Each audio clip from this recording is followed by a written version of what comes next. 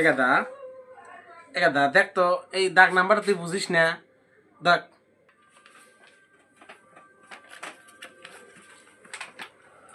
আচ্ছা, এই দাগ নাম্বার তো ঠিকই আছে, তো তুমি এত দাগ নাম্বার দিয়ে কি করো?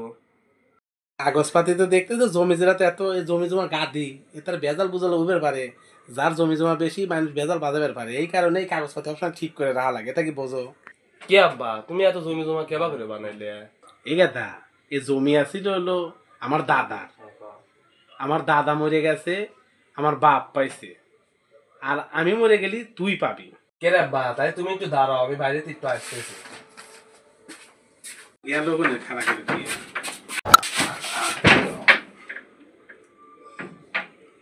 শুয়োরের বাচ্চার এত জমি জমা থাকতি, ইসবিলে জমি থাকতি, আমি একটা আরন ফাইভ চাইছি, আমাকে এই আরন ফাইভ দেন, আমাকে দিছে বালের চ্যাকলেট হুন্ডো।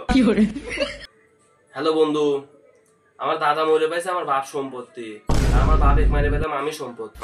তাই তুমি একটা আরন ফাইভ অর্ডার দাও, আর একটা 15 Pro Max অর্ডার দিয়ে বড় একটা জমির গায়ে আমার বাড়িতে আসো।